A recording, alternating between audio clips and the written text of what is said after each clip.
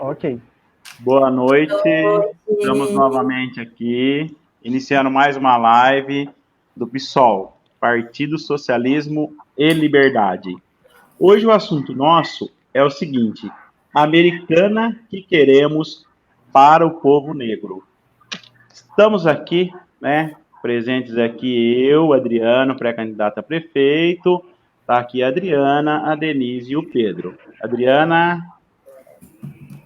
Boa noite, pessoal. Mais uma conversa importantíssima. Para mim, tem peso triplicado, porque nós sabemos quão cruel é a agenda do apagamento da pessoa negra, do genocídio, do racismo, do apartheid, que existe, sim. E nós tivemos um retrocesso, portanto, é importantíssima essa pauta. Essa pauta é uma pauta que é a menina dos olhos do PSOL e que nós vamos tratar com muita seriedade. Então, a alegria que nós temos de viver, de resistir. Então, lembrando que teremos, a partir dessa semana, agora, no começo de setembro, nós teremos as apresentações dos nossos pré-candidatos a vereador. Então, já convidando vocês para, pelas redes sociais do PSOL, ficarem por dentro de quando e que dia será e o horário, e se inscrever para participar, porque é muito importante a participação de todos, que vocês conheçam nossos candidatos, pois nós temos propostas. Então, eu sou a Adriana de Abreu, mãe da Rafaela, avó da Dandara, professora de anos iniciais, sou pré-candidata a vice-prefeita pelo PSOL e estamos aqui para mais uma conversa ao vivo hoje. Adriano? Diana, o pessoal já está chegando aí com a gente, né? Então, a gente já vai passar um recado aí que hoje nós vamos fazer um boa noite diferente, né? Já tem aqui, então é um boa noite para todo mundo. Nós temos alguns dados que a gente tem que falar sobre o que acontece, né? Com os negros no Brasil, com as negras no Brasil. Então, a gente vai estar lendo menos comentários, né? Mas vamos estar falando o nome dos presentes, que sempre engrandece as nossas lives, né? Então, independente da gente estar falando ou não, a participação de vocês é super importante mesmo. E também as perguntas, não esqueçam das perguntas. Então, tá aqui com a gente já o Luiz Nunes, a Renata Abreu, Rosana Vaz, Denise, a Márcia Maria, a Miriam, Wagner, Emelim, Luciana, Bernardo, Marcelo, Marcos Neves. E daqui a pouco tem mais. Adriana? Então, vamos passar para a apresentação das pessoas, dessas pessoas queridas que estão conosco hoje e vão enriquecer aqui, vão nos enriquecer de conhecimentos. Começar pela professora Denise, pré-candidata a vereadora pelo PSOL. Olá, Adriana, boa noite. Boa noite, Adriano, nossos candidatos a prefeito, né? O Adriano e a Adriana, a vice-prefeita. Boa noite, Pedro, que hoje está participando conosco nesse momento. Eu sou a professora Denise, eu ministro aula há mais de 30 anos, eu sou historiadora, pesquisadora, atualmente eu faço doutorado na Unicamp, eu pesquiso a respeito das migrações para o estado de São Paulo. E pesquiso também, ligado a isso, né, a questão da do próprio racismo, do preconceito, como que isso se manifesta. E hoje a gente veio aqui para conversar um pouco sobre isso, trazer dados, né, porque é importante nesse momento a gente ter os dados para discutir em cima deles. Então, a nossa ideia hoje é aprofundar essa discussão e apresentar algumas propostas, né, para que a gente possa colaborar para que essa questão chamada racismo ela seja retirada de nossa sociedade definitivamente. É isso aí, Obrigado, Denise. Denise. Adriana? Agora o Pedro vai se apresentar para a gente. Por favor, Pedro.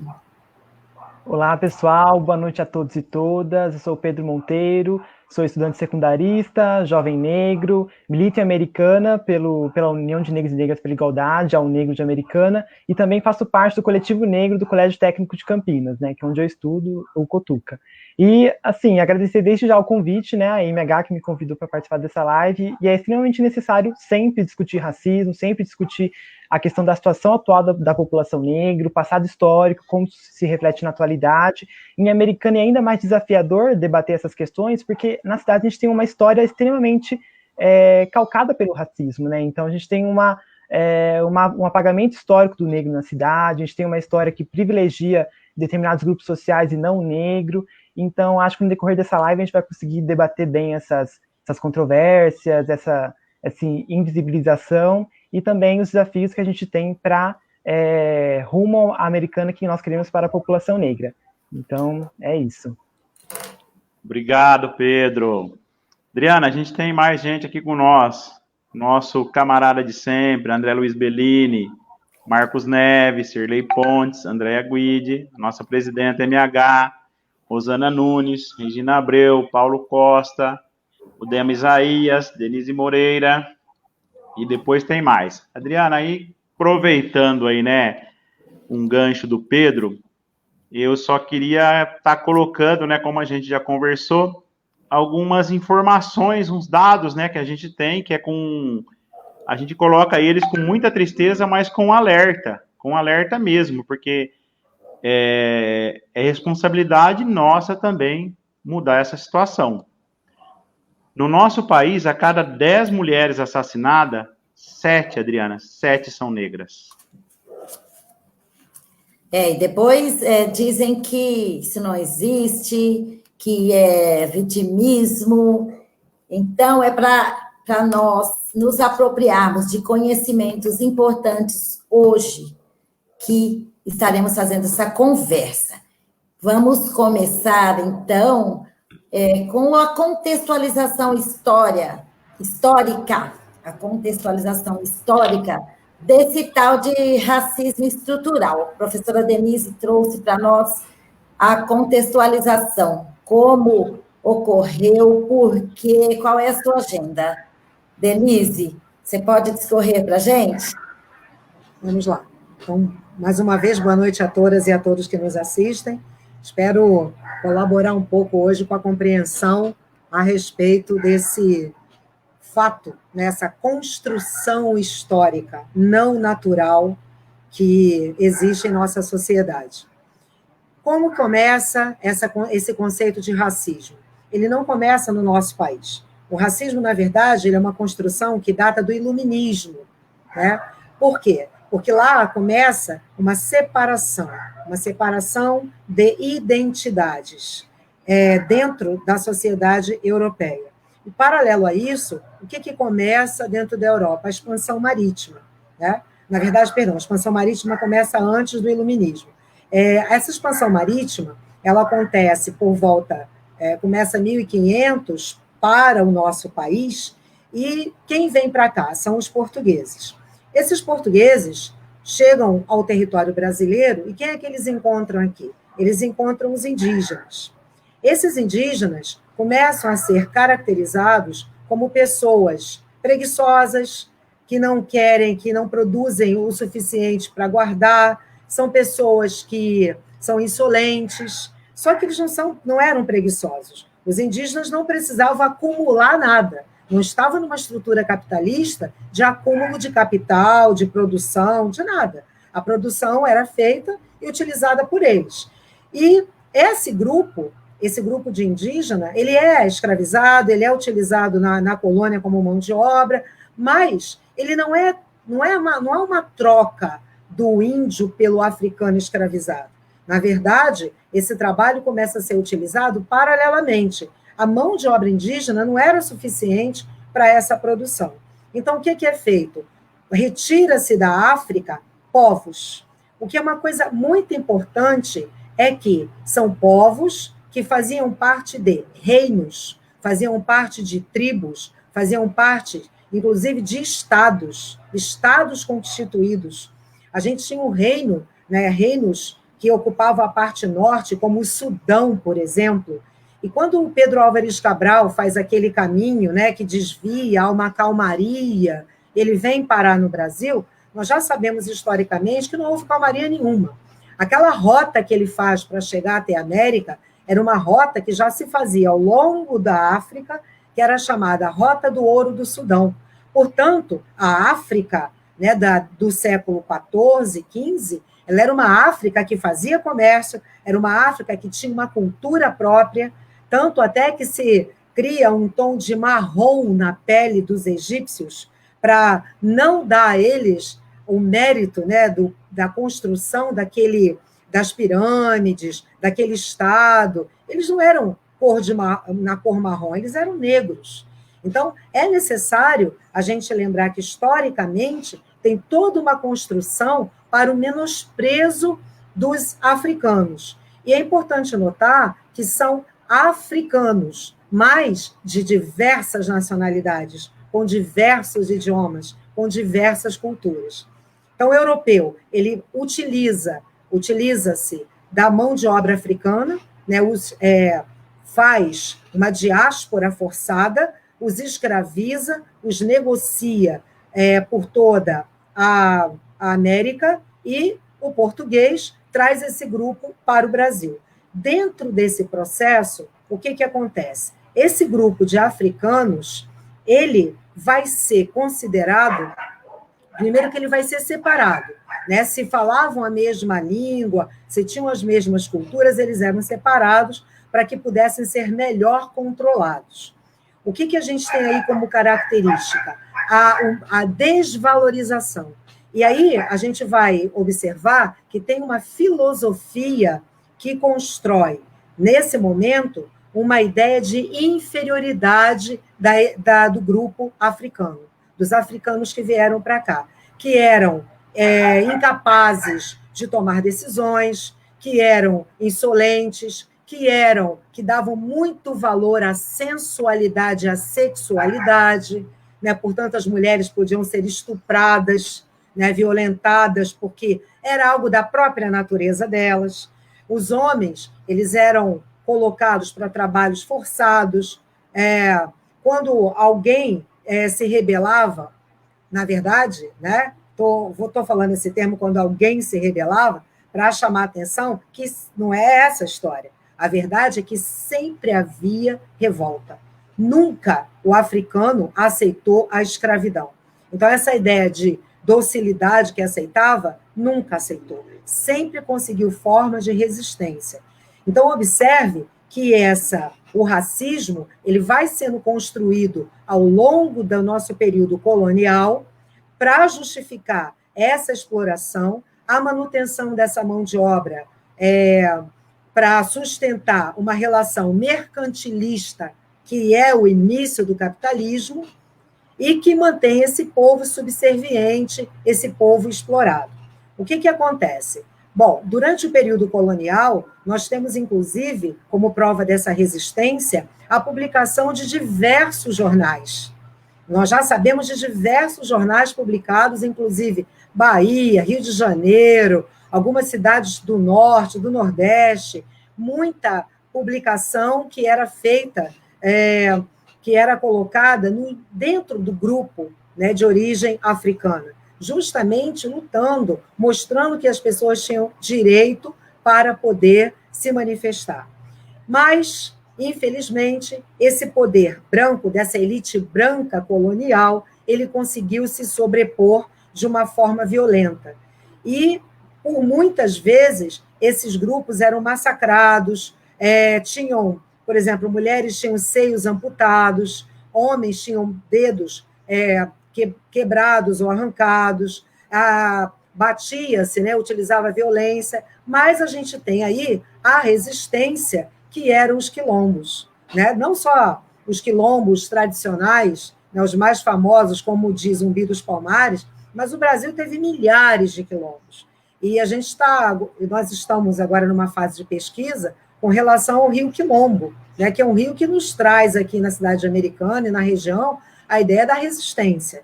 E é como o Pedro vai falar depois, tenta-se apagar essa história, mas não conseguiram. Bom, continuando. Esse grupo de africanos, ele vai vivendo dentro da sociedade e as oportunidades não são dadas. Foram feitas algumas leis, né? Lei do ventre livre. Toda criança nascida a partir daquela data está livre. Não era bem assim. A criança tinha que completar 9 anos e o senhor, ele ia decidir o que ele ia fazer com aquela criança a partir daquele momento que ela completasse os 9 anos de idade. Então, a criança não estava livre, até porque ela ficava também na companhia da mãe. Então, a gente observa que é uma lei que não ajudou em nada, não transformou em nada a vida dos africanos. E aí vem, mais à frente, ainda nesse período que o Brasil era colônia, a gente tem lá aquele momento que é a Isabel, né, que a princesa Isabel, que assina a Lei Áurea e dá liberdade para os escravos. Isso é uma coisa que a gente precisa questionar.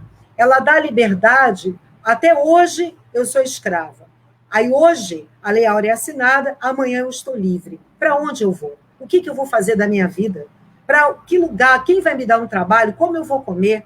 E aí essas pessoas, esses africanos escravizados, e já também mestiços, né, e já também as pessoas que eram filhas de índios com negros e negros com brancos, elas ficam sem um espaço na sociedade. Não há um espaço para eles. O que acontece? Você começa em um processo muito grande de pauperização.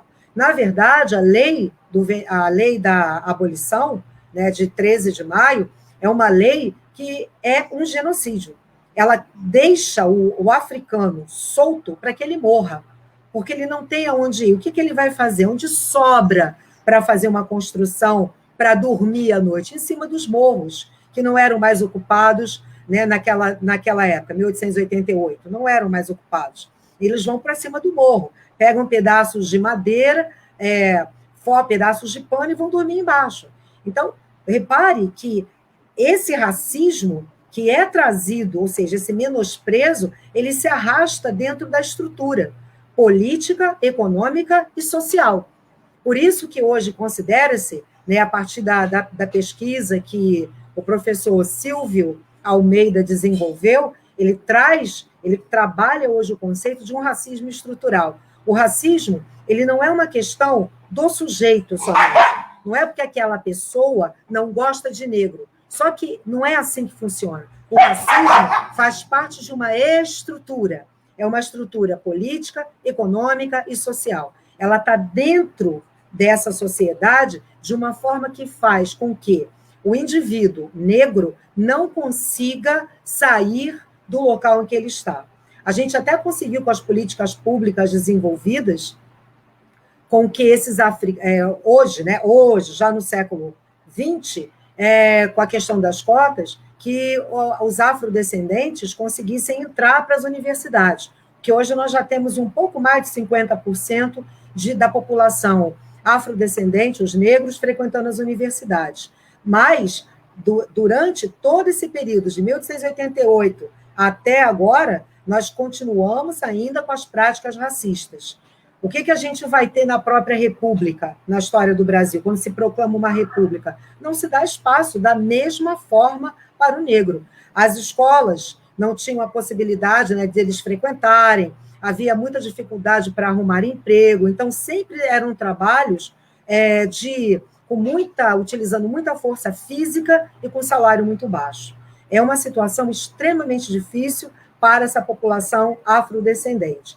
Dentro desse processo, a gente vai ter ainda no Império uma ideia que Dom Pedro II trouxe e que a pesquisadora Giralda Steinfeld, da Universidade Federal do Rio de Janeiro, especificamente do Museu Nacional, descobriu, é que era a vinda do imigrante para o Brasil, tinha por objetivo o branqueamento da população brasileira. Qual era a ideia que se tinha em termos de Estado? Que o negro se casaria com um branco europeu, nasceria uma criança com a pele mais clara. Essa criança se casaria no futuro, com outro descendente de europeu, e a pele clarearia um pouco mais. Então, o que nós teríamos em aproximadamente 50 anos? Um povo brasileiro branco. Uma das coisas mais absurdas, né, que já foi pensado dentro da história do Brasil, o branqueamento da população negra, o que não deu certo, ainda bem, não deu certo, e nós conseguimos manter a população, nossa população brasileira, com a característica atual. Agora, é importante também que a gente observe alguns dados que eu trouxe aqui para a gente poder conversar. É muita coisa, não dá para a gente aprofundar muito, mas espero que tenha dado para você entender a questão do racismo estrutural. Por que ele é estrutural? Porque ele vem dentro da história do Brasil, ele é uma questão econômica, é uma questão política, é uma questão social. Eu tenho uns dados aqui do IBGE que traz para a gente o seguinte, o IBGE ele fez uma pesquisa realizada em 2019, e essa pesquisa ela chamava-se Desigualdades por Cor e Raça. Quais são os dados que eles trazem? Pretos e pardos hoje correspondem a 64% dos desempregados. Isso em 2018. Agora, na pandemia, com certeza a gente está batendo em 70%, 75%. Outro dado que o IBGE nos traz é que essa população de pretos e pardos, ela recebe menos que as pessoas brancas, independente do nível de instrução, seja lá de que forma for. Pode ter um nível de instrução mais alto, com uma graduação, mas sempre receberá um salário menor.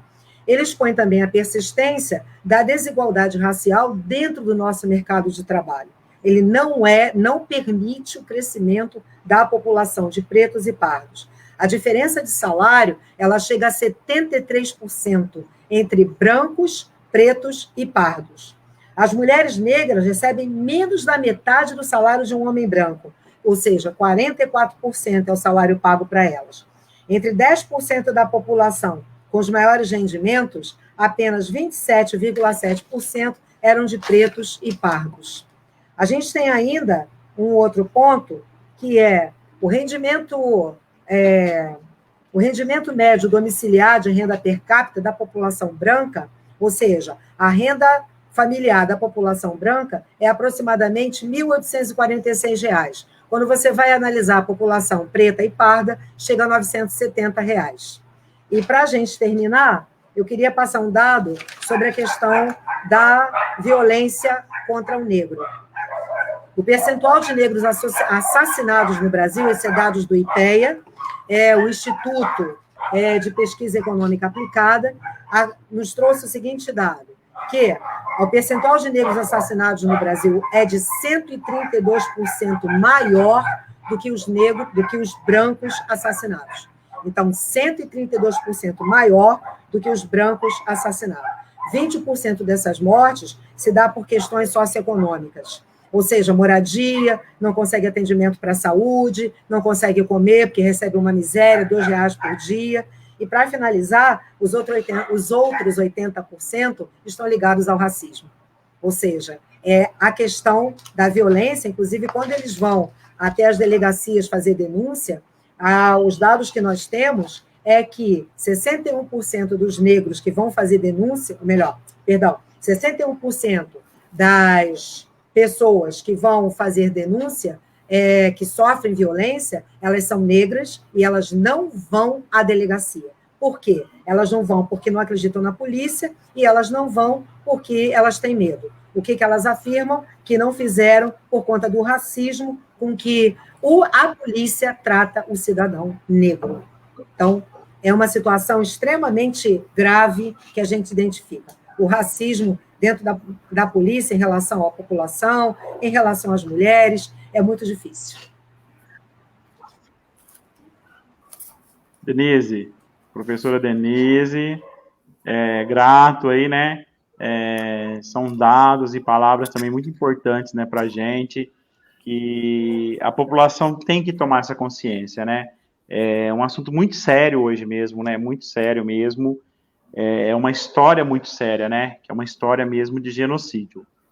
E hoje, Adriana, tá nas redes sociais aí, Adriana, um noticiário, né, que chegou até a Carta Capital, que funcionária do Grupo Carrefour sofre racismo e é demitida ao denunciar. O chefe dela escreveu assim, de uns aventais que eram para os funcionários utilizarem, né? Ele foi lá e escreveu assim, só para branco usar. Só para branco usar. E ela denunciou, né? Ela fez o papel dela, né? Ficou indignada e denunciou.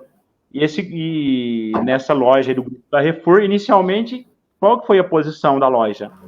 Demitir a funcionária que denunciou. Então, são coisas assim que muitas vezes as pessoas acham que não existe, mas existe sim, gente, só não é noticiado. Adriana?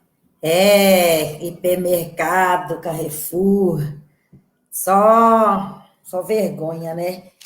E se números frios não tocam a gente, espero que nomes possam tocar. Um beijo para o Chico César, é maravilhoso. Jennifer Silene, 11 anos, ela levou um tiro no peito na porta do estabelecimento da mãe dela. Ela conversava com mais 4 crianças e virou e falou, mãe, atiraram em mim. Cauê Ribeiro, 12 anos, ele trabalhava vendendo bala e voltava para casa e cruzou aí esse genocídio chamado guerra ao tráfico. Isso aí é para matar o povo preto. E Cauã Rosário, Cauã Peixoto, Agatha Félix, João Pedro, e a mulher negra sempre com a sua maternidade negada. Quando foi escravizada, seu filho era retirado dela para servir aos senhores como eles queriam. E hoje seu filho é retirado dela. O João Pedro ficou... A família ficou 17 horas procurando o corpo do João Pedro. A polícia desovou o menino. A Ágata foi atirada pelas costas, que ela estava na perua, que ela estava vindo de uma aula, de um balé, se não me engano. Se isso acontece nos jardins, com uma criança que está chegando na sua casa, o Brasil para. E tem também o caso do Miguel, né, que a Corte Real colocou o menino num elevador e apertou o número 9. Então, é com indignação, muita indignação, que a gente segue hoje os nossos estudos. Vamos aprender para nos empoderar. Então, agora nós teremos uma aula com o menino Pedro. Que orgulho, Pedro. Agora a gente quer te ouvir. Olá, pessoal. Boa noite. Bom, então, depois da contextualização histórica extremamente necessária e importante da professora Denise, né, porque, de fato, a história é uma ciência humana, uma ciência que ela é potente, é uma ferramenta necessária, de fato, para a gente entender os processos, de como se deu a origem, né, porque a situação que a gente encontra hoje, a população negra, as condições de maior vulnerabilidade social, os indicadores que vocês comentaram também, tem a sua explicação e se dá no passado, né? Então, a história é um instrumento necessário para fazer essas análises e evidenciar essas relações de causa e consequência que a gente tem hoje na atualidade. E aí eu quero retomar, então, essa questão dos indicadores sociais, que são as evidências concretas do racismo estrutural, né?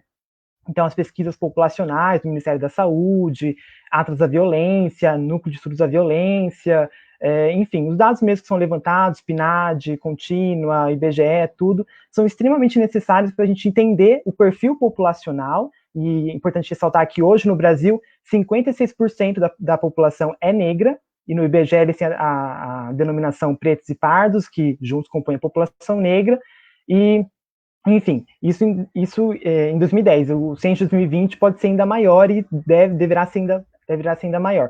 Mas aí está aí a importância mesmo de se discutir os indicadores sociais, se discutir essas questões do racismo, porque eles são a denúncia concreta de como se dá as condições de vulnerabilidade, de menor acesso a direitos, de menor acesso a políticas públicas, e de como a população negra, desde o período do escravismo, da exploração colonial e do pós-abolição, que não foi uma abolição inconclusa, né, porque o pós-abolição ainda permanece até hoje, a gente não teve naquele momento políticas de ação afirmativa, de inclusão social, de combate ao ranço mesmo herdado dos quase 400 anos de escravismo no Brasil vigentes, né? Então não houve essa preocupação no passado, e pior, houve outras formas de manter a população negra na sua condição de não acesso, de marginalização, enfim, houve outros mecanismos para manter a população negra nesse lugar. E até hoje a gente amarga com esses indicadores sociais que evidenciam esse processo histórico que não conseguiu nos exterminar, que era o projeto político do momento, mas aqui estamos ainda hoje, mas estamos em condições de uma cidadania de segunda classe, né? A gente não tem acesso integral à cidadania como uma pessoa negra poderia ter, como uma pessoa branca poderia ter com maior facilidade.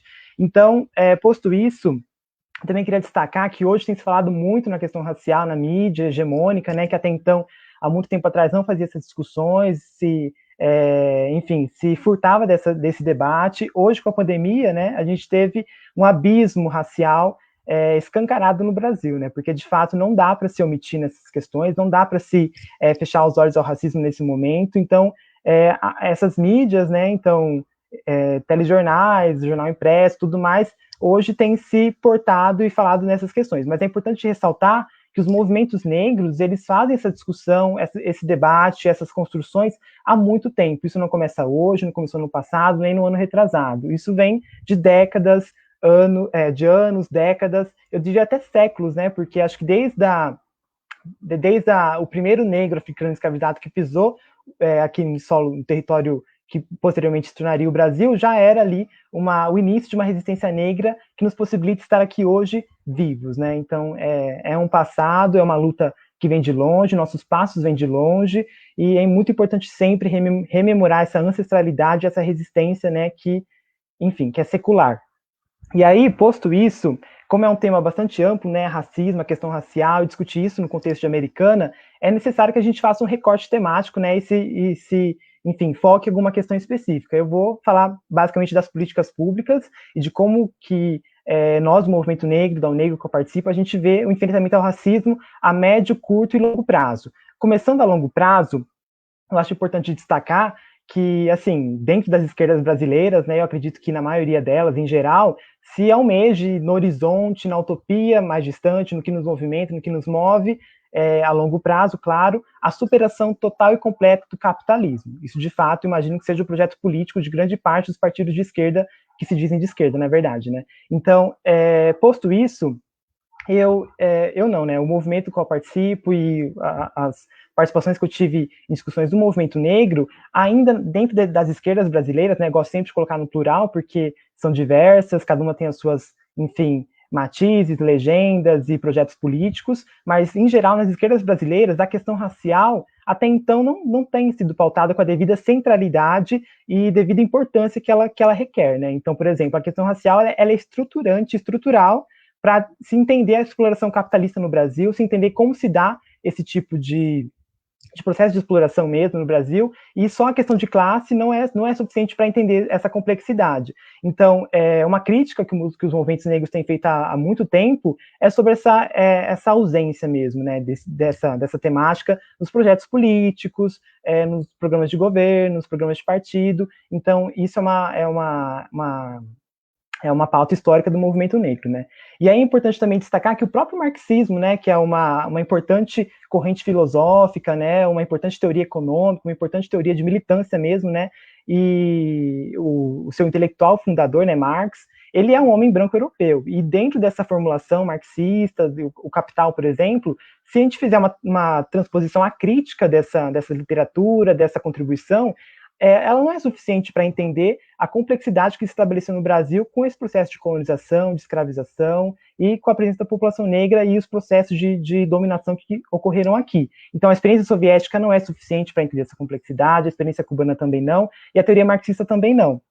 E aí é importante ressaltar que há diversas pessoas dos movimentos negros, ativistas, alguns marxistas, outros não, mas da esquerda mundial que se falam do racismo, outras epistemologias, outros produtores de conhecimento da sua prática, da sua teoria, dos seus estudos. Então, podemos citar Carlos Moore, que faz uma teoria extremamente pertinente na crítica ao marxismo e ao racismo, a própria Angela Davis, os Panteras Negras, Malcolm X, enfim, diversas outras pessoas que acho que é importante as esquerdas, né, brasileiras se voltarem a si e entender um pouco esses processos, buscarem outros referenciais, outras fontes para entender a sua própria atuação e sempre buscar entender profundamente as complexidades do Brasil, né? Porque o Brasil é extremamente complexo e a questão racial ela é central para entender a exploração que a gente vive hoje no país, né? Então isso é extremamente necessário e tem que estar no centro de qualquer discussão partidária que vise a superação do capitalismo, né? Então isso é a longo prazo, é um parênteses meio grande, mas acho que é interessante e necessário ser feito. Agora, para falar a médio e a curto prazo, né? Porque não basta a gente pensar apenas no futuro, porque as questões são urgentes, são necessárias, e a vulnerabilidade social que enfrenta a população negra é agora, e tem que ser resolvida hoje, se não hoje, amanhã. E aí, nessa discussão, a gente insere as políticas públicas, né? As políticas públicas que são fundamentais na luta ao enfrentamento ao racismo, ao combate à discriminação e à desigualdade racial no Brasil.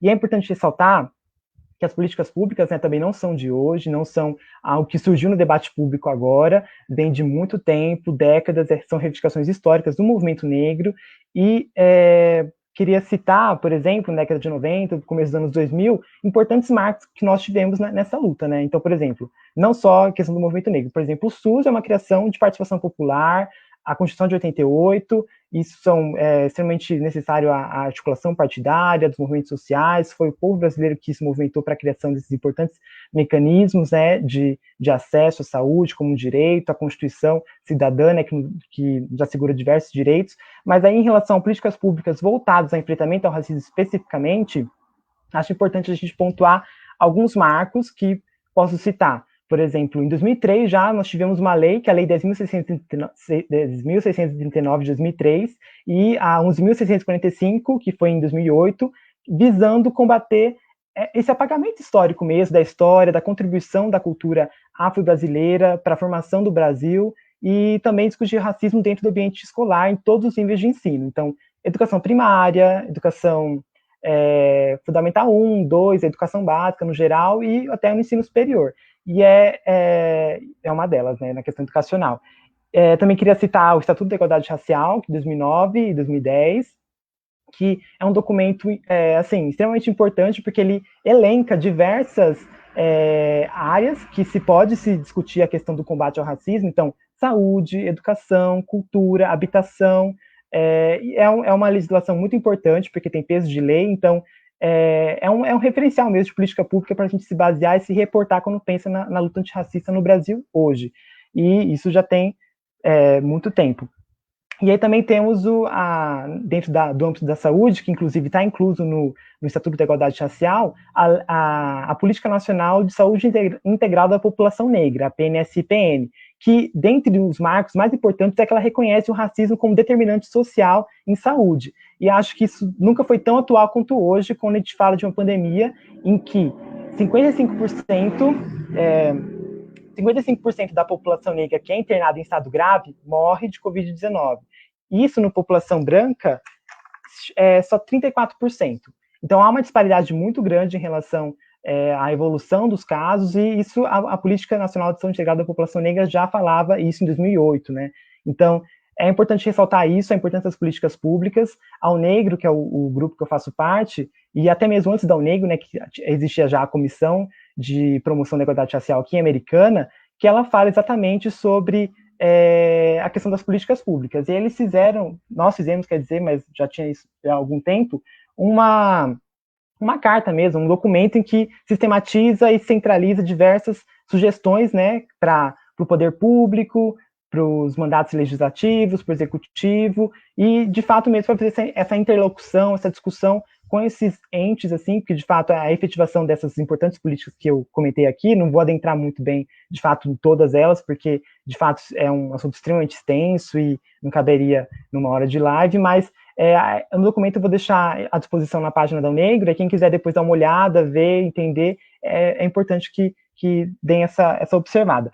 Mas aí, então, dito sobre essas políticas públicas e esses importantes marcos, eu queria dizer um pouco sobre os empecilhos que existem na efetivação, de fato, dessas importantes legislações, das políticas públicas voltadas com atenção à população negra. Então, nesse documento aqui, que a gente colocou diversas pautas de reivindicação mesmo, a gente fez uma introdução com as legislaturas, diversos mandatos legislativos que passaram pela Câmara, diversos prefeitos que passaram pela prefeitura, diversos secretários que passaram pelas secretarias municipais, e a interlocução, a conversa era muito difícil, porque parecia que ou a gente estava falando um outro idioma, uma outra língua totalmente incompreensível, ou de um universo totalmente estranho a essas pessoas que estão representando politicamente a população brasileira. Não entende, de fato, o que significa o racismo, o que significa ser o racismo estrutural, o que é uma política pública voltada com atenção específica à questão racial, não só à questão social, porque a questão social não engloba, de fato, a complexidade da questão racial, das problemáticas do racismo, e o contexto específico, histórico, que é o escravismo, que, de fato, nos possibilita ter essa desigualdade tão gritante hoje, atualmente, e é uma compreensão extremamente deficitária, não foi uma interlocução fácil, inclusive, até, isso é verdade, que tanto que a gente não teve, de fato, algum ganho específico não, mas digo, a implementação efetiva de alguma dessas políticas que constam no documento.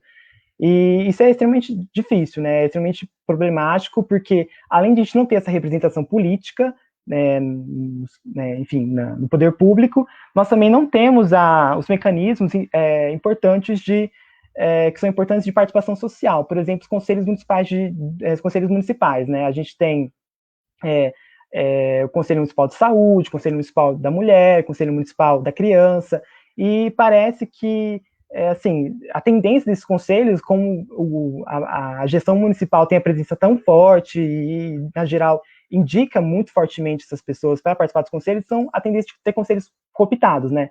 Posso dar um exemplo com relação ao Conselho Municipal de Juventude, porque o Conselho Municipal de Juventude há muito tempo que não tem, de fato, uma composição efetiva, faz tempo que ele não está mais composto, e os tempos que eles têm em atividade foi praticamente nulo em políticas públicas voltadas à juventude, principalmente à juventude negra, porque ele foi comandado pela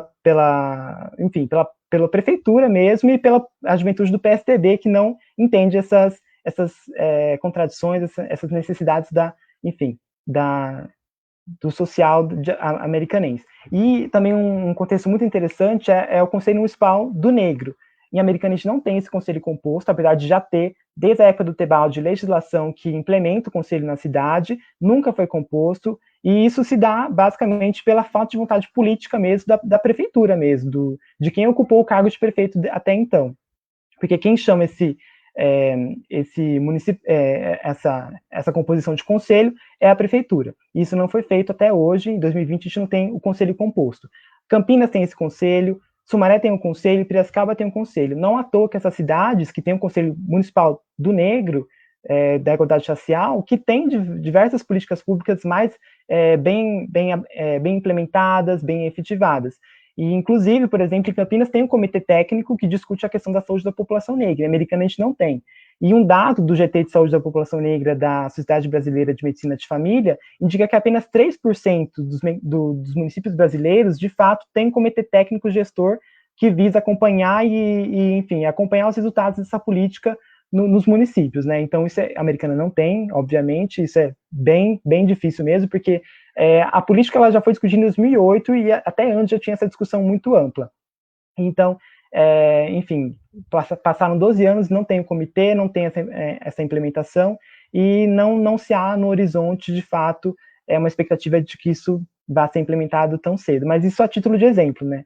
Então, acho que essa minha contribuição mesmo, que eu queria comentar, e agora contribuir depois com as perguntas e o debate que pode se vir agora. Muito agradecido, nosso menino jovem Pedro aí, com tanta informação, né? Com tanta informação, muito agradecido mesmo. O Pedro colocou muitas legislações, Adriana, muitas as legislações que já são pré-existentes. Então, fico olhando aí, né, que o compromisso para administrar a cidade, né, não é nem inventar, é só ir lá, pegar essa legislação e implementar ela. Então, é um compromisso muito grande, um compromisso muito sério. Adriana, posso dar uns boa noites rapidinho? Que virou uma multidão de pessoas aqui. Claro. Então vamos lá, o Bruno Pereira com a gente, a Fátima Pontes, o Paulo Costa, o Joilson com a gente, nosso pré-candidato, acho que o Wagner Salvato já falei, né? Sérgio Azevedo aqui. Seu José Roberto está aqui com a gente, Adriana. Andréia, o André de Paulínia. Abraço, André. A Luciene Manzi. A Ângela Tavares, Rosana Medi, Aldeni Abreu. E nossa Rafaela Vilalon também aqui. Adriana, com você. Tá legal. O Dema também, muita gente que está sempre conosco e muita gente que eu amo demais. Pedro, você falou que não vê no horizonte uma administração que implemente. Então, você pode olhar para o horizonte e enxergar o PSOL forte em Americana. Nós queremos a administração, nós somos pré-candidatos de olho em implementar tudo que foi negado para nós, para a negritude, para as populações periféricas nesse município. Esse município é do povo que habita e trabalha nele, não é da família Macris, não é dessa elite burguesa aí, não. O município é nosso e nós vamos acessar esses locais de poder. Vamos e devemos. A Denise falou da história, né? Contou para nós, escancarou a questão do racismo estrutural. E depois como o Pedro nos disse, a Lei Áurea não foi efetivada. Os escritores e os compositores de samba relatam essa história de abuso. O tio Hélio e o Newton Campolino, eles têm um samba que é o Delegado Chico Palha, que ele fala que o delegado chegava no samba, ele não prendia, só batia, descia porrada no povo preto. E temos também o Marcelo Iuca, presente. Todo Camburão tem um pouco de navio negreiro. Temos também o rap denunciando. Tudo que denuncia, que narra a alegria, a felicidade do povo preto, ou que denuncia a violência, a desigualdade, ela é colocada num campo de marginalizada. A nossa cultura é marginalizada. Então, é importante reverberar o inquérito do Renan, que mora aqui em Nova Odessa. Ele tem a denúncia também na arte dele. E ele fala, quem não tem sangue de preto correndo na veia, tem na mão. E vamos prosseguir agora com as perguntas. Adriano, tem pergunta aí para os nossos queridos convidados? Tem boas perguntas. A Rosana Vaz, ela está perguntando aqui para a gente, né? Para a gente não, para os nossos convidados, né, Adriana? Podemos criar uma estrutura através da política pública no município com a igualdade?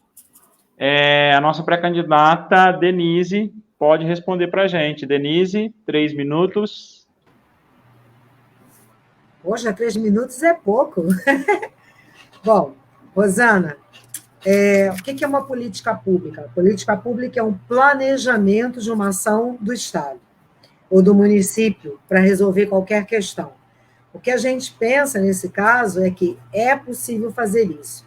É necessário, por exemplo, chamar o negro, né, todas as pessoas que estejam organizadas ou não, fazer primeiro uma reunião pública para que nós primeiro escutemos o que as pessoas precisam, mas o que é que nós podemos fazer.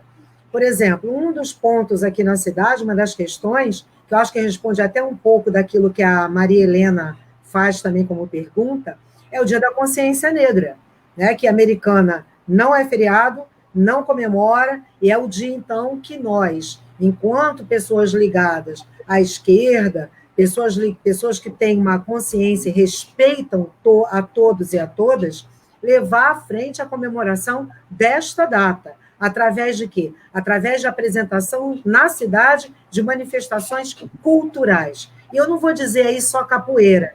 eu vou dizer, a produção cinematográfica de diretores negros do Brasil. A produção, a apresentação, por exemplo, de bailarinas de balé clássico negras do Brasil. Né? A gente trazer intelectuais negros para falar, fazer debates na Câmara Municipal, no Teatro Lulu Bracarense, trazer também pessoas que têm histórias para contar, como pessoas que moram aqui na cidade, não estão ligados à universidade, mas conhecem a história da tradição familiar, por exemplo. Então, o mais importante é abrir a fala. Né? Eu sou contra essa afirmação de dar a voz. A gente não dá voz a ninguém, a voz todo mundo tem. O que nós podemos fazer é abrir, já que isso não é feito de uma forma geral, a gente abrir espaços para que essas vozes se manifestem. Então, eu creio que esta seria uma forma da gente valorizar. Outra forma seria fazer debates públicos usando as instituições que a cidade tem, como, por exemplo, você tem aqui Unisal, você tem a FAM, né? Você tem outras universidades aqui com polos, fazer uma parceria com elas para levantar discussões públicas, debates, trazer publicações para a cidade, ok? Então, é necessário que a gente tenha assim, espaço para essas manifestações. Ok? Eu acho que é isso. Respondi? Eu espero que tenha respondido com a razão. Com certeza. Adriana, a gente não pode falhar, né? Tem que dar os boa noites, Adriana. Gente, a Viviane está com a gente. Sempre, né? Sempre. O Ademar Ribeiro está aqui. Vamos lá, tem mais gente aqui. Aqui tem bastante comentário. A Esther dos Santos está aqui com a gente. O Renato, o doutor Renato. A doutora Elisângela. A Letícia Canova.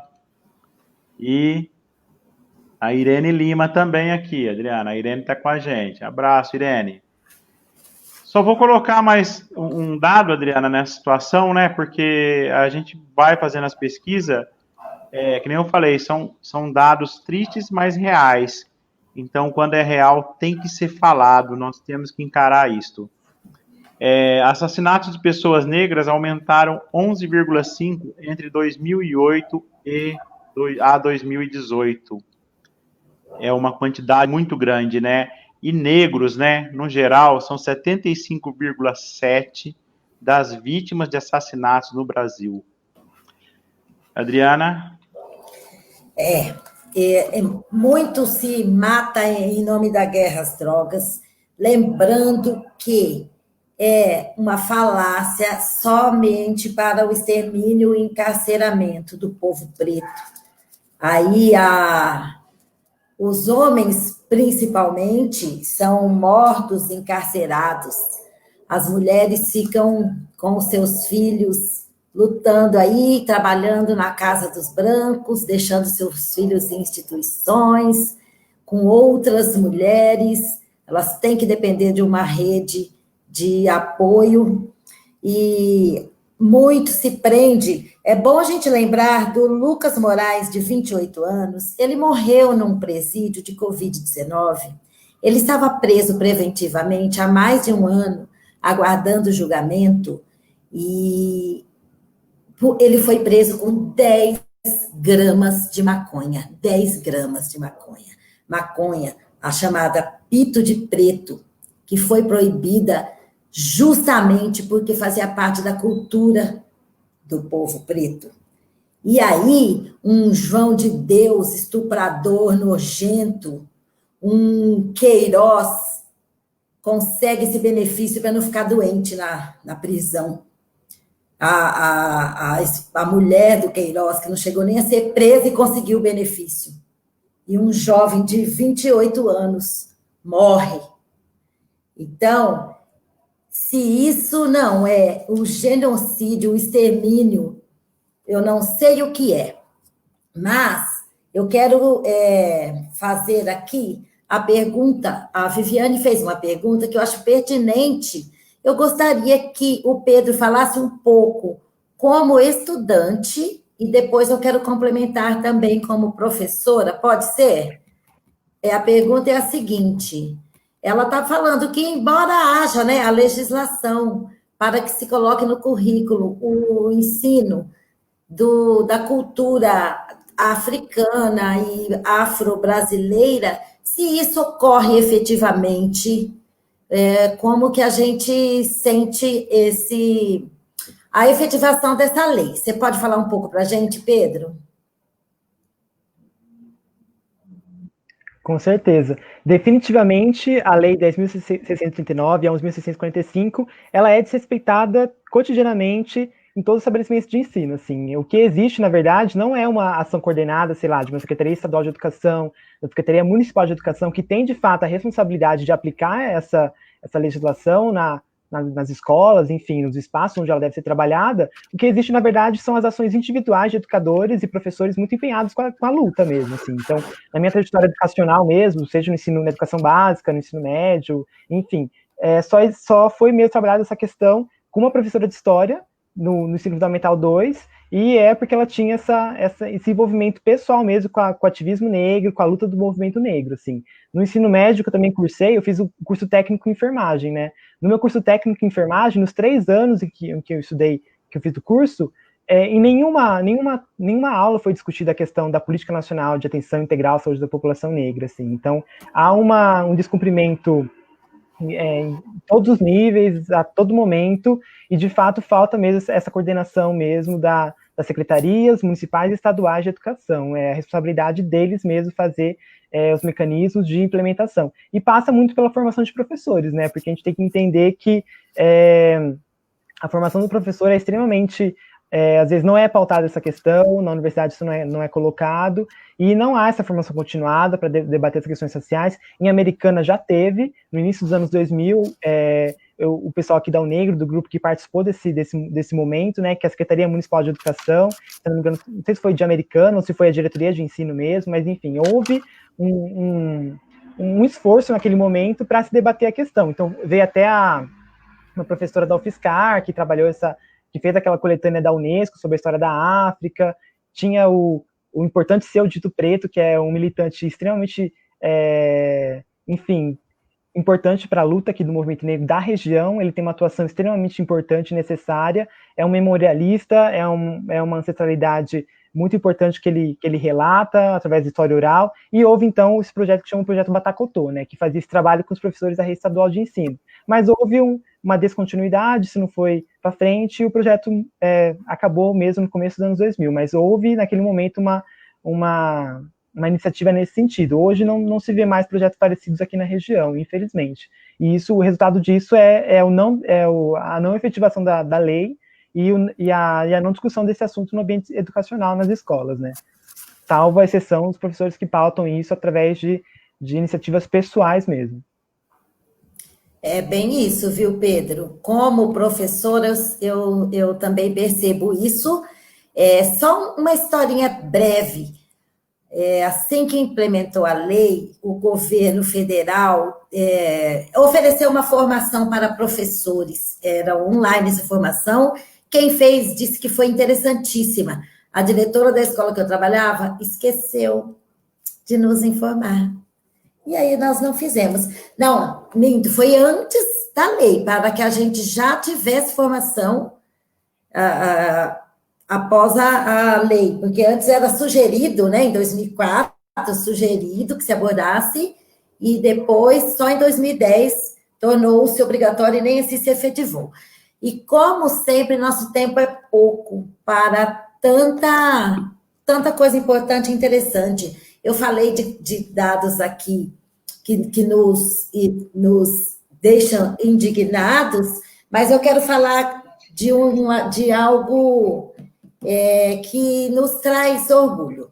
Eu quero só falar do Rincon Sapiência, que ele tem uma frase que eu amo, que eu canto para os meus alunos, que a gente gosta de ter representatividade. Então, quando a gente se encontra com o nosso cabelo, a gente já se olha e já se ama. E aí o Rincon Sapiência, ele fala o seguinte: quente que nem chapinha no crespo. Não, crespos estão se armando, eu faço questão de botar no meu texto que pretos e pretas estão se amando.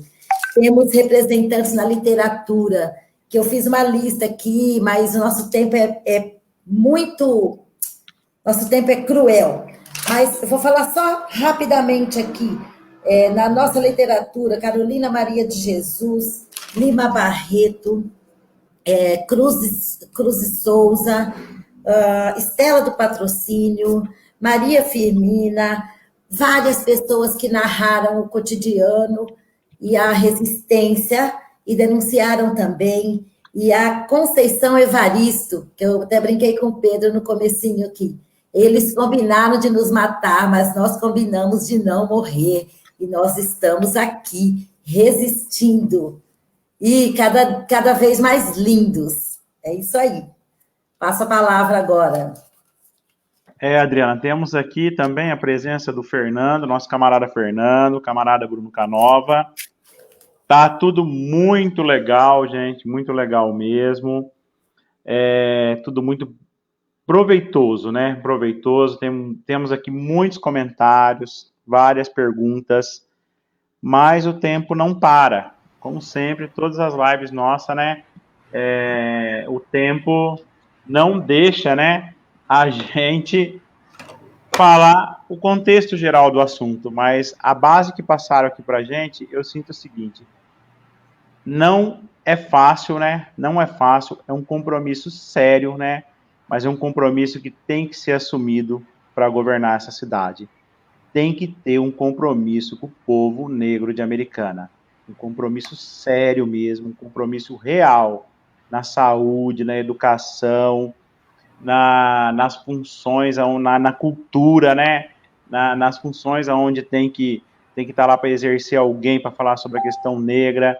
Então, é uma questão assim que o pessoal hoje, nesse crescimento que nós estamos tendo em Americana, eu tenho certeza que a gente vai conseguir corresponder a essa expectativa, né, do povo negro. E então, nós temos muito a falar mesmo, mas eu queria estar chamando aqui então a Denise, né, a Adriana, para fazer umas considerações finais, é isso? Pode já? Pedro também. Tá bom, então pode, Denise. Tá. Eu queria só completar, porque é muita coisa, realmente a gente não consegue falar, e quando eu falei sobre a questão da cultura, da valorização, não é só, obviamente, essa questão, a gente precisa realmente trabalhar também a questão ideológica dentro da cidade, né, que é a identificação das pessoas negras com os seus direitos. E aí a Maria Helena até citou aqui, né, a questão de você ter uma política pública que vá trabalhar as pessoas que atendem para o respeito. Plenamente concordo. E eu queria passar um outro dado que é interessante, quando você vai procurar aqui sobre a população brasileira, dados da população brasileira negra encarcerada, você vai aqui no Ministério da Mulher, da Família e dos Direitos Humanos, eles trazem um dado que em 2005 havia 92.052 pessoas negras presas, brancos eram 60 mil. Aí eles dão um dado aqui, mapa do encarceramento, você vai lá, o mapa não existe. Ou seja, o próprio governo brasileiro atual, né, desse partido PSL, com esse presidente Bolsonaro, apaga o dado estatístico para que a gente não critique e não avalie esse processo. Alguma coisa está muito errada aí. Outro ponto que eu queria abordar é que tem um grupo de pesquisadores hoje fazendo uma pesquisa que é cruel, é uma coisa terrível, é a questão da utilização de anestesia em mulheres negras. O que se chegou à conclusão a partir dessa pesquisa? Ela foi publicada, deixa eu só rapidamente pegar aqui, ela é nos Cadernos de Saúde Pública, chama-se A Cor da Dor. Iniquidades raciais na atenção pré-natal e no parto no Brasil. Uma das pessoas que participou da pesquisa é Maria do Carmo Leal. Qual é a conclusão que eles chegaram? Realmente, a mulher negra, quando ela vai ter o filho com parto normal, não é dado anestesia ou é dado menos da metade do que se dá numa mulher branca, porque acredita-se que a mulher negra suporte melhor a dor. Uma das coisas mais absurdas que a gente já ouviu e que se manifesta constantemente dentro, como o Pedro falou, na área da saúde. né, o atendimento à população negra. É uma população que fica esquecida, né, uma população que não tem as suas necessidades atendidas. E foi feito, esse dado não é de agora, foi uma pesquisa realizada pela Instituto Gallup, da França, e a USP. Fizeram uma avaliação do genoma, né, da população mundial, para poder, do genoma da população mundial, para identificar as características. E aí, o resultado dessa pesquisa, dentre outras, o mais interessante foi que 1% da população mundial tem os genes branco. Ou seja, 99% da população mundial não é branca. Ela tem gene da população negra dentro de si. Então, não há motivo para o racismo se manifestar. Não é? E a gente precisa, infelizmente, realmente não deixar, infelizmente não, a gente precisa não deixar isso continuar se manifestando. Pedro? Pessoal, então quero agradecer novamente o convite para estar aqui hoje. Lembrar que a discussão, né, é uma discussão extensa, complexa, profunda, porque o racismo é um assunto extenso, complexo e profundo e que não se esgota, né? Então acho que é uma provocação até para talvez outros espaços, outras oportunidades também continuar essa discussão sobre o racismo, que é sempre necessária, sempre atual e sempre pertinente. Agora, só queria fazer um comentário antes de enfim, concluir a fala mesmo, de convidar as pessoas que estão assistindo para conhecer o trabalho da UNEGRO em relação à pesquisa, o estudo que tem sido feito em relação à preservação da história da população negra aqui em Americana, né? Então, na verdade, a gente vai... o grupo está imerso num trabalho de pesquisa, estudo para, talvez, no ano que vem, publicar um livro falando sobre esse trabalho e fazendo enfim, esse revisitar na história mesmo, que tratou de apagar a contribuição do povo negro para a formação de Americana, para a formação da cidade. Aqui esteve presente, inclusive o Casarão Salto Grande é uma prova material, que é inegável a presença do negro na cidade, porque aquele grande monumento do século XIX é uma construção da mão de obra negra escravizada que o ergueu, né? Ele está ali de pé até hoje. Talvez...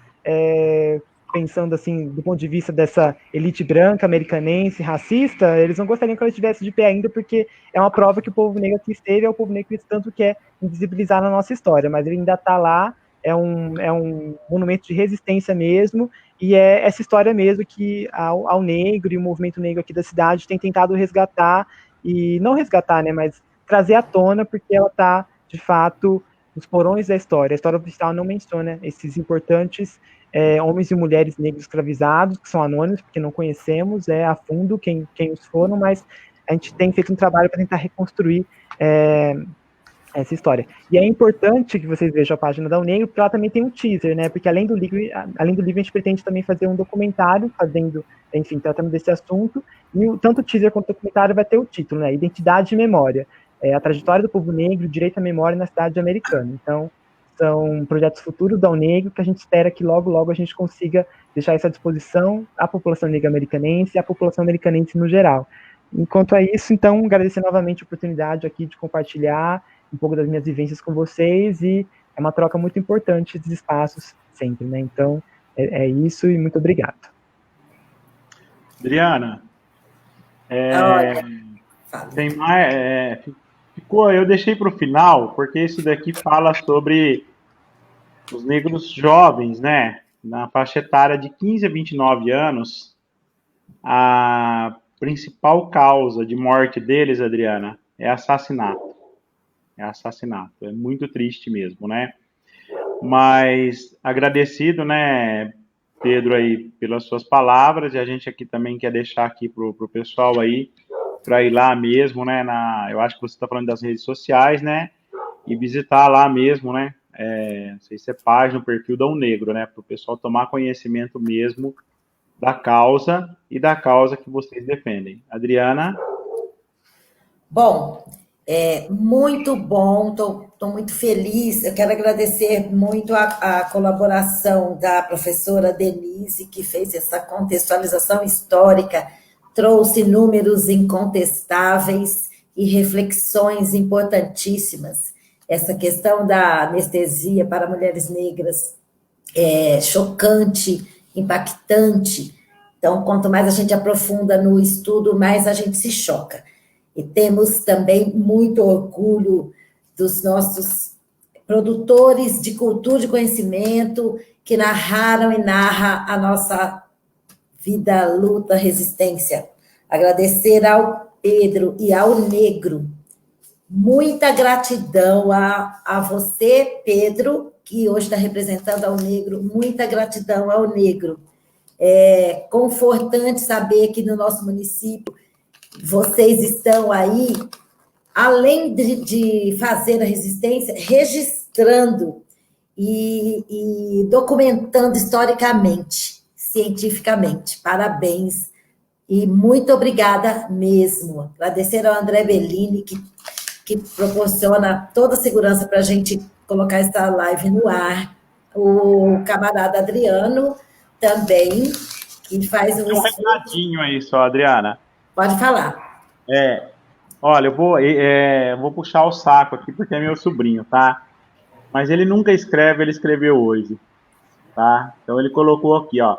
Queria parabenizar esse partido, esse grupo, pela seriedade em todos os assuntos abordados, mostrando aos cidadãos de Americana o quanto será benéfico a vossas candidaturas à nossa cidade. Parabéns.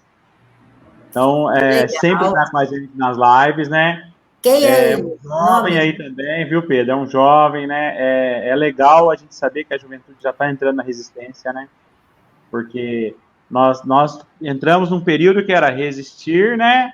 E avançar nas conquistas, né? Agora a gente está no resistir, né? A gente não está conseguindo nem falar avançar nas conquistas. Mas nós vamos fazer essa retomada, gente. Vai ser feita essa retomada. E também o último recado é que o PSOL agora está no YouTube. Então, essa live aqui de hoje, como as outras, vai estar no YouTube, que é youtube.com, né, /PSOL Americana. Então, quem quiser assistir depois, vai lá no YouTube, que tem todas as lives nossas. Da minha parte, boa noite. Posso só mostrar uma coisa? Rapidamente, por favor, Denise. O livro. Fale. Tá. Só mostrar, né, que eu acho importantíssimo a leitura desse livro, Racismo Estrutural, do Silvio Almeida. Fantástico, caracteriza profundamente essa fase, tá bom? Não custa caro, um livro bem acessível, vale a pena ser lido. Obrigada. E vou deixar aqui também o meu agradecimento ao André Bellini, que é o camarada nosso, que está aqui toda quarta-feira com a gente, que se não tem o André, não tem som, não tem perguntas, né? Não tem nada aqui, né? Não acontece a live. E o pessoal que sempre assiste, né, Adriana? Sim. É o tchau, gente. Que pena, mas tchau. Exatamente. Agradecer, além do André, da Denise e do Pedro, agradecer a todos que estiveram conosco hoje. O Adriano comentou sobre que a gente está apenas resistindo, a gente não está nem com pretensão de avançar nas conquistas, mas nós não podemos abrir mão de nenhum direito. Cota não é esmola. Beijo, Bia Ferreira. Uma denúncia aqui. O Quilombaque, ele está sendo ameaçado de despejo de onde ele funciona em São Paulo. Então, fica Quilombaque, encher as redes sociais com essa hashtag. Também não podia deixar de falar. Alguém tem dúvida que a Marielle foi assassinada por questões raciais? Foi uma preta que chegou no poder? Ninguém.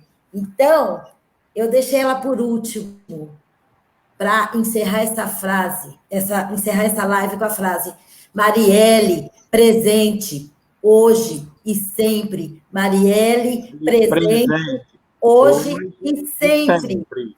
Boa noite.